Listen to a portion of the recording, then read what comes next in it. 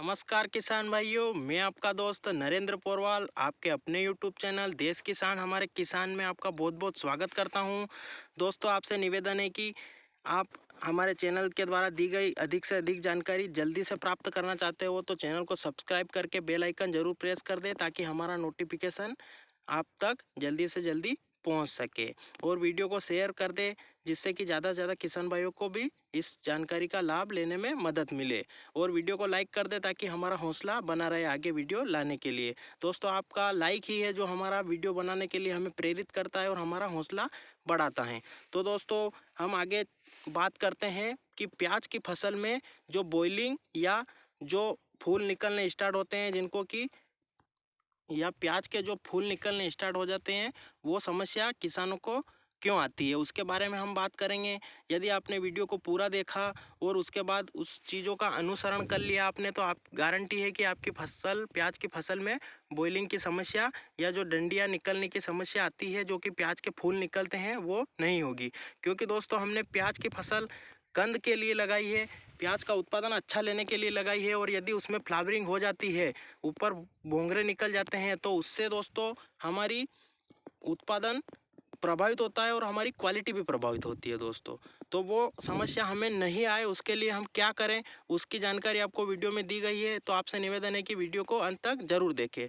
तो दोस्तों, इसके एक कारण नहीं है, इसके बहुत सारे कारण हैं दोस्तों जिसके कारण की बॉइलिंग होती है। तो दोस्तों, सर्वप्रथम हम बात करेंगे बीज की, जो कि प्याज का बीज प्याज की फसल के लिए और प्याज के अच्छे उत्पादन के लिए बहुत ही महत्वपूर्ण होता है। यदि हम लोकल क्वालिटी का या हल्का प्याज का जो कण लेते हैं या बीज लेते हैं उसके कारण भी बॉइलिंग आती है। तो दोस्तों, आपसे निवेदन है कि आप अच्छी कंपनी का भरोसेमंद बीज ही लें जिसके कारण आपकी फसल में बॉइलिंग की समस्या का सामना आपको न करना पड़े। तो ये तो बात हो गई दोस्तों, फर्स्ट बात हो गई। उसके बाद हम सेकेंड बात पर आए तो हमें प्याज की जो सिंचाई प्रबंधन होता है उसके ऊपर भी ध्यान देना होता है। यदि हम ज़रूरत से ज़्यादा सिंचाई करते हैं तो भी हमारी फसल में हमें यह समस्या देखने को मिलेगी। तो उसके लिए दोस्तों हमने एक फसल में जो सिंचाई प्रबंधन का वीडियो बनाया है उस पर आप जाकर सिंचाई का प्याज की फसल में प्रबंधन सिंचाई प्रबंधन का पूरा वीडियो देखकर उसकी जानकारी ले सकते हो कि आपको कब कब सिंचाई करनी है। तो दोस्तों, ये कारण हो गया। दूसरा कारण हो गया दोस्तों, यदि हम जरूरत से कम सिंचाई करेंगे, ज़्यादा दरारें फट जाएगी हमारी ज़मीन में तो भी बॉइलिंग की समस्या आ सकती है दोस्तों। और यदि हम ज़रूरत से कम सिंचाई करेंगे तो भी हमारी फसल में यह समस्या हमें देखने को मिलेगी। ये दूसरी बात हो गई दोस्तों। और अब तीसरा और महत्वपूर्ण कारण है दोस्तों, प्याज की फसल में यदि हम नाइट्रोजन की मात्रा ज़रूरत से ज़्यादा दे देते हैं, ऐसा नहीं है कि हमें नहीं देना है, तो यदि हम ज़रूरत से ज़्यादा नाइट्रोजन की मात्रा दे देते हैं तो भी हमें ये बॉइलिंग या फ्लावरिंग की समस्या प्याज की फसल में आती है।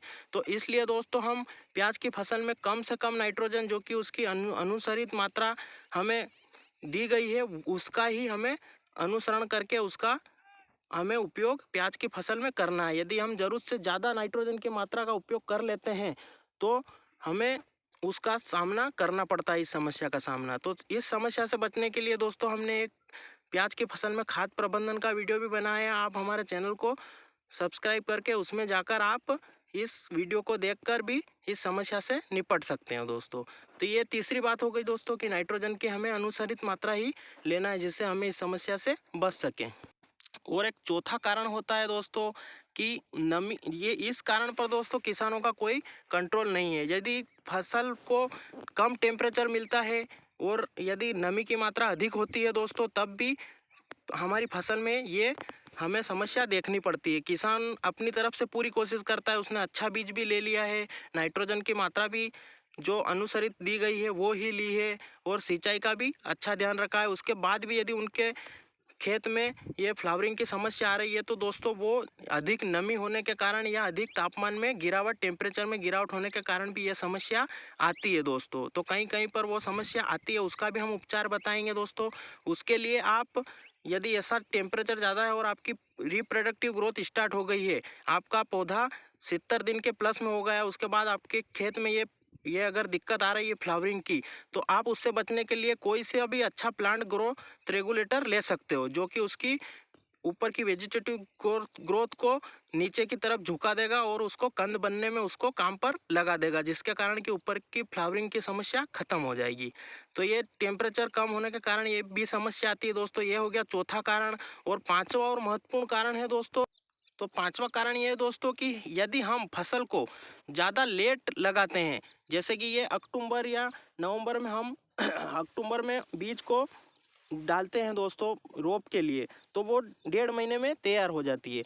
यदि हमारी रोप या जो हमने बीज डाला है वो 1.5 से 2 महीने के ऊपर हो जाता है, 3 महीने के आसपास या 2.5 महीने के आसपास हो जाता है, जैसे कि 45 दिन की अवधि में हमें रोप को रिप्लांट करना होता है। यदि हम उसको रिप्लांट नहीं करते हैं, 2.5 महीने तक रखते हैं, लंबा खींचते हैं, या हमारा खेत तैयार नहीं हो पाता है उसके कारण, या कोई समस्या होती है उसके कारण हम रिप्लांट नहीं कर पाते हैं और फिर लेट करते हैं, जैसे 80 दिन या 90 दिन के आसपास हम यदि उसे वापस रिप्लांट करते हैं, तो ये समस्या बहुत ज़्यादा देखने को मिलती है दोस्तों, क्योंकि प्याज की फसल एक अपने अनुसरित समय के हिसाब से ही होती है दोस्तों।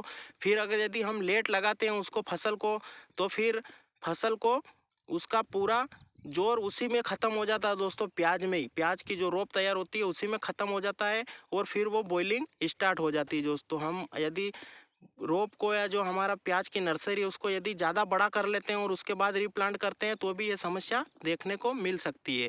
इसके लिए भी दोस्तों हमने वीडियो बनाया है, आप वो समस्या से बचने के लिए भी उस वीडियो में जाकर देख सकते हैं। तो दोस्तों ये था कारण, और आपको समस्या का समाधान भी बताया और समस्या होने का कारण भी बताया दोस्तों। तो आप इससे निपटने के लिए हमारे सारे वीडियो को विजिट जरूर करें और ज़्यादा से ज़्यादा किसान भाइयों तक पहुँचाएँ, ताकि वो भी इस समस्या से बच सकें। और हमारा हौसला बढ़ाने के लिए दोस्तों आपका लाइक बहुत ज़रूरी है दोस्तों।